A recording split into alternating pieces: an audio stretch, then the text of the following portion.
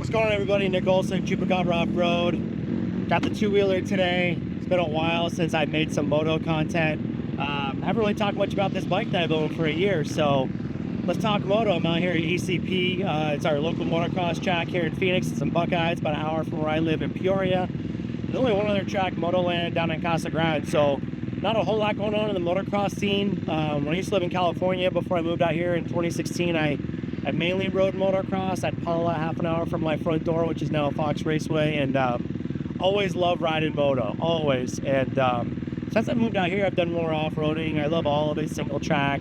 I did a pretty grueling Ducati Enduro, which was 7 hours a few years ago, and so I'm into all of that stuff. You know, mile markers is a popular spot with some pretty technical and flowy single track up by Lake Pleasant, and man, I had a 350 when I moved out here, and it was a good bike, but I'm like, you know what? I'm going to switch it up. I want to go back to the Yamaha. I think the Yamaha suspension stock is incredible.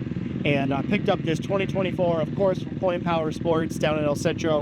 And 2024 YZ250, and ear to ear grin when I'm out here riding at the track. I very much enjoy riding this bike. And if you're a vet rider like me, it's maybe the ultimate bike for just being able to go out and have fun, feel fast. The bike's got quite a bit of power for a 250, and I'm 205 pounds, so let's get into a couple of the little upgrades and changes that I make to suit me, and talk about some of the performance.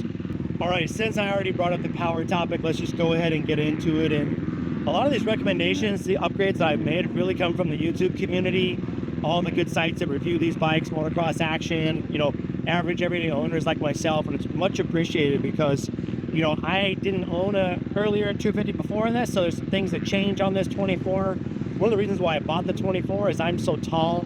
The older YZ felt a little cramped from the seat to the foot pegs. So this bike was a little bit bigger, same chassis that they launched on their 2023 YZ 450, and really like that. But like I said, let's keep on power. Speaking of previous models, one thing some of the reviewers, YouTubers complained about is that this bike had such a great low-end grunt to it, they lost some of that on the model year 24. So guys have been kind of chasing that, and I rode it stock for a while. This bike's probably about 23, 25 hours. So, you know, it took me a little while to get used to riding a 250 again, coming off with 350, which is a lot easier to just kind of leave it in third and clutch it a lot. But a couple quick changes I made really were starting off with the gearing. I did go from a 49 rear up to a 50. I just give it a little bit more usefulness between second and third gear. That's what I think about when I think about power and usefulness, is transition, second gear, third gear. I've been that most of the time. It was definitely a little bit noticeable and made it get the power, more that low end power that I like. So again, I'm 6'3", I'm 205 pounds. A lot of vet guys like me might ask, hey, it's a 250, is it enough? I'd say for me it is. You know, I'm a mid-pack, I'm a B rider, super average at best. So as you'll see some of the footage today, I'm kind of riding like a little bit of a wuss today, and I hit some of the bigger jumps on the big track, but generally I don't anyway. A couple of these jumps I normally do get, but you know, this bike is something that I feel like I can ride for long periods of time. I really like doing the GP type stuff. I will be doing a race here in a couple of weeks, which is a Buckeye GP, so it's about an hour long, some motocross, some off-road loop sections. And when you're on a 450 like I did, you just kind of get tired, you get worn out, and the bike rides you after about 10 or 15 minutes. So it got to a point where that was really not fun at all. So, you know, a while ago I switched to a 250 when I was living in California. You know, it's the best decision I ever made. I feel fast. I feel like I can feel the bike's doing more. It's got a lot more feel. Quarters better. It's just, it puts a bigger smile on my face. So ultimately, that's what I'm out here to do, is just have fun and keep it real. You know, hit some ruts, hit some jumps, and just flow and enjoy what I think is the most badass sport on planet Earth. All right, so other than the rear sprocket, I did upgrade to a slip-on exhaust. I went with the Yoshimura. The reason I didn't go with a full exhaust is just because of the price. They're expensive. I say my biggest critique, the thing I like least about this bike, is the stock exhaust. Just is noisy and it sounds terrible. I did feel a little bit more power gain with the Yosh. It does have a carbon end tip. I could put a spark arrestor on if I needed to, for any reason, like visiting my buddies in Northern California. But it definitely opened up the bike a little bit more, and just got rid of that loud, hideous noise of the stock exhaust. You guys that have ridden this bike know what I'm talking about. And then beyond that, the last thing I really did is just played with the maps. That's another reason why I bought this bike. One of the definite perks of owning a Yamaha is that you have the Yamaha Tuner app, which is free. There's a little computer inside here. You can talk and put different maps. So it comes with 3 pre-installed maps. Today and the day before, I've been running the hard-hitting map, and I really enjoy that. It allows me to keep third gear in some sections, some turns over here on the track. I normally keep it in second. You can feel the power as soon as you twist the throttle, which I really liked on this bike. There's a guy, Chris Keeper, who does a great job reviewing all the bikes. I definitely check him out. He has a couple maps.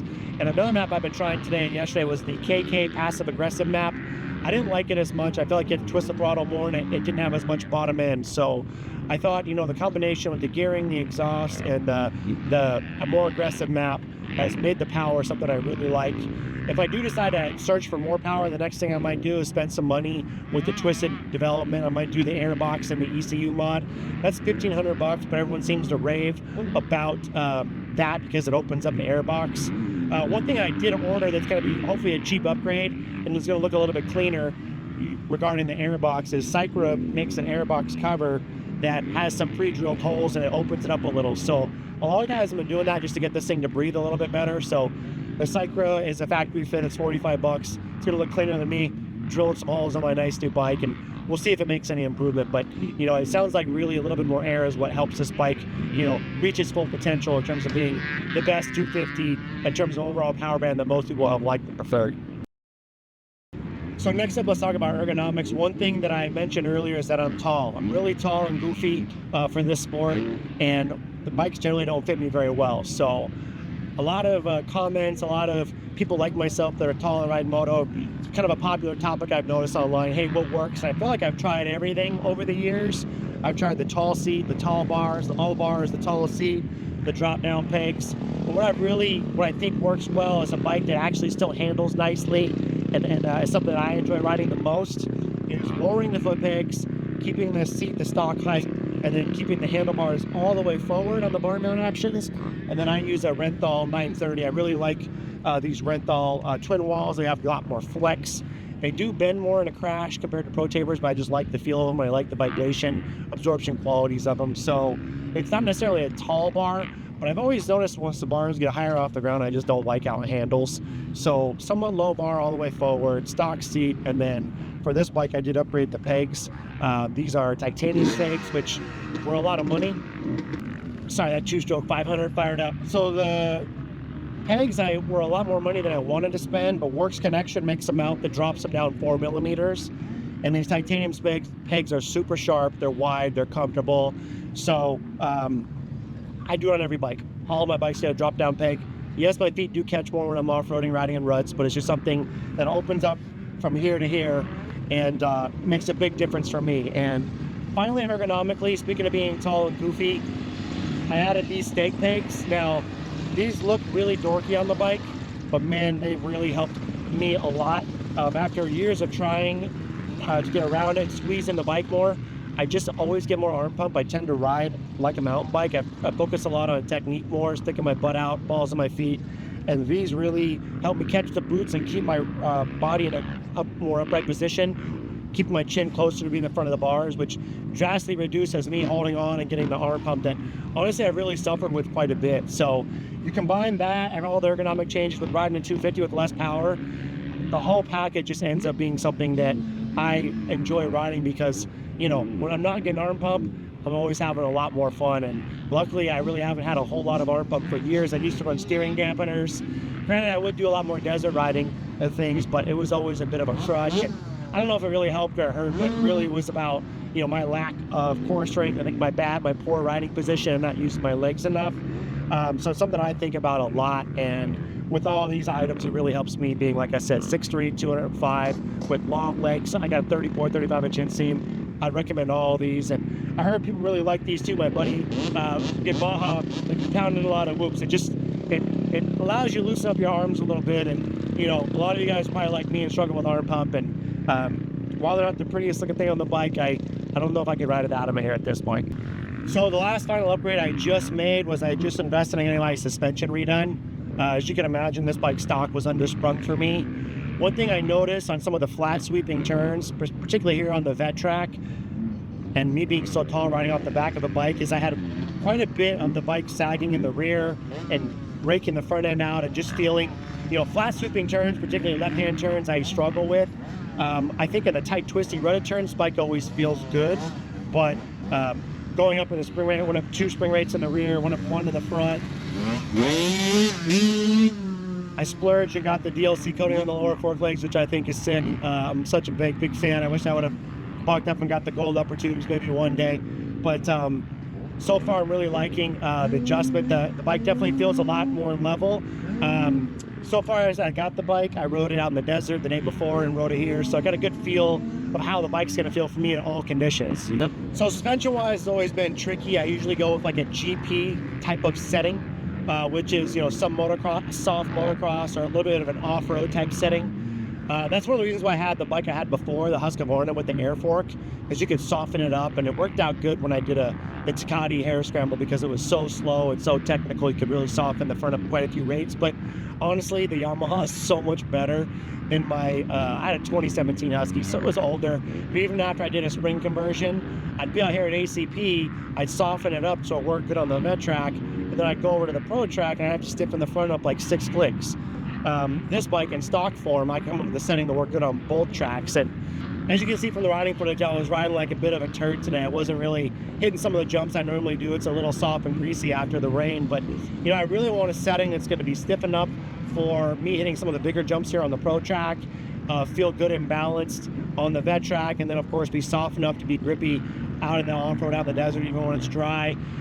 So this setup that I got from a local tuner was a little bit stiff.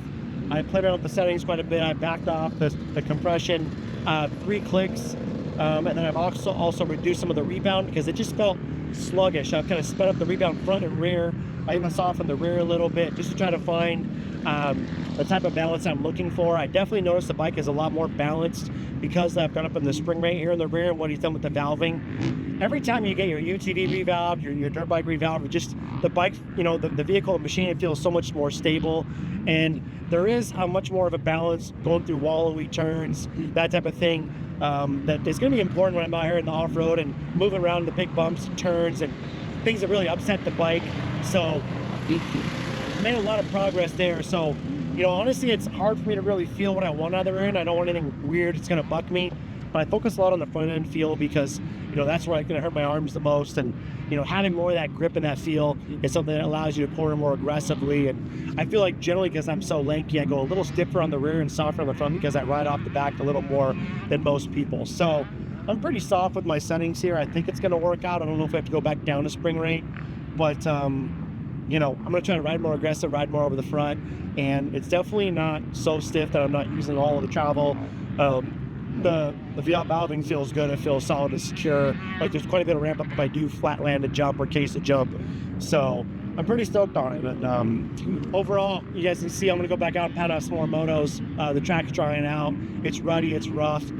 Good chance to see what the bike does. You can see I just scraped a lot of mud off my bike, so it's more about just thermal weight. You can feel what the bike's really doing, but you know, conditions like this, a little more weight adds to the bike.